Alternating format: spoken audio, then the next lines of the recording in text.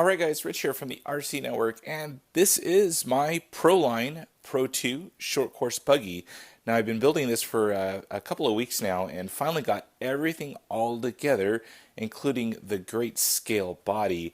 Now this is going to be the last episode before you actually see it running out in some dirt in its natural environment. So I wanted to kind of show you guys the finished product before it gets dirty and kind of go through step by step through how the build went and any hiccups that I may have seen and how well everything that I've seen so far before I've actually run it appears to be. So all in all, probably about 6 hours or so into the build. A lot of it, especially the last couple hours, had to do with the body and just getting it painted up, cut out, and the exo kind of cage all put together.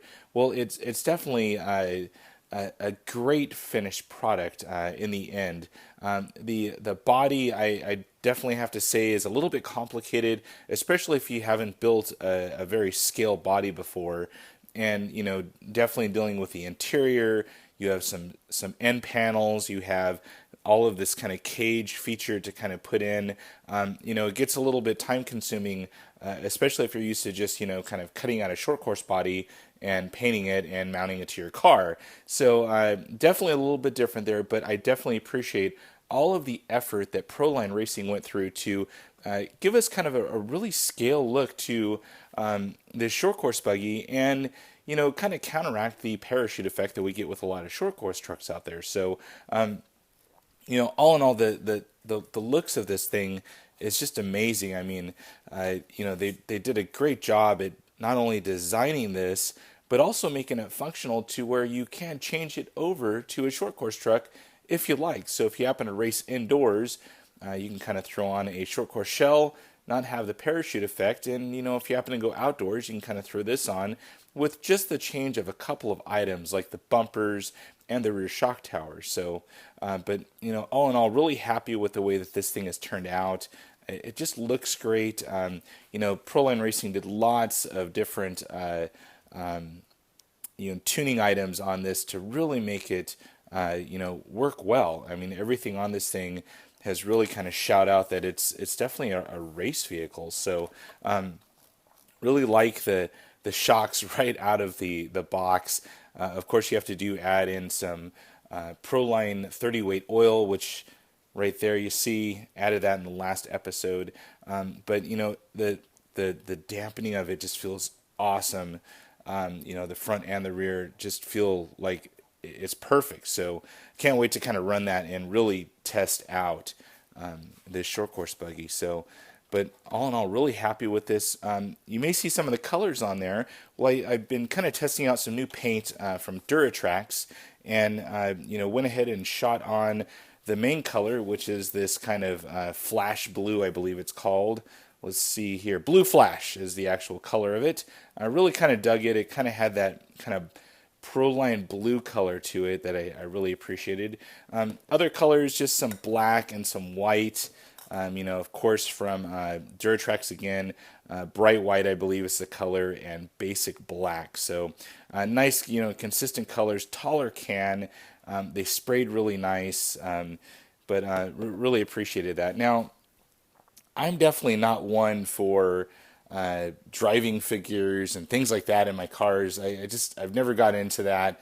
I know that these are somewhat toy cars, but never really got into that. So I did go ahead and put the interior inside of there, and you'll kind of see the kind of guy sitting in there. Part of the Lexan, you can barely see it.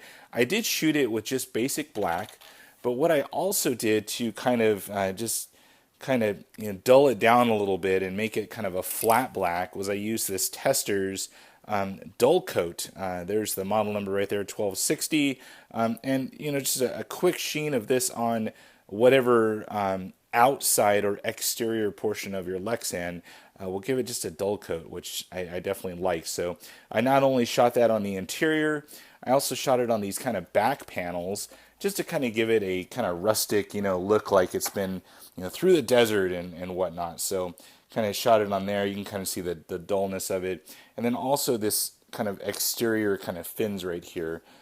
also shot the flat black or that dull coat on the outside of the Lexan. So of course, paint goes on the inside just to protect the paint over time and wear and tear of your vehicle. So let's go ahead and take the body off here. Really simple. Proline has these secure lock body fasteners. They're just simple thumb screws that Proline has definitely made somewhat a standard on their vehicles. But there those guys are. Very nice. They have a little O-ring on there, so you shouldn't have to worry about these things backing off. And then here's the body, kind of just backs off. I'm going to put this off to the side here. And you can kind of see how this thing works. I mean, it has this little notch right here for the rear shock tower.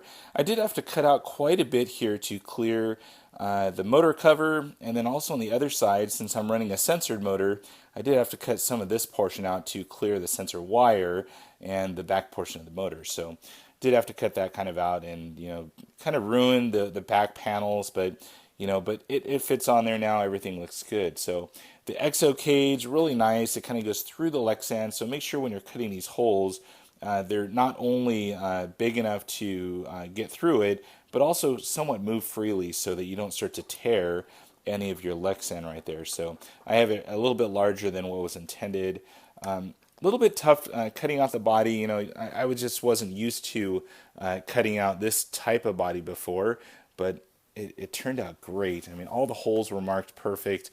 You just have to kind of follow the directions and kind of go from there. So, but really nice. I dig the window nets. You can kind of see the little figure in there.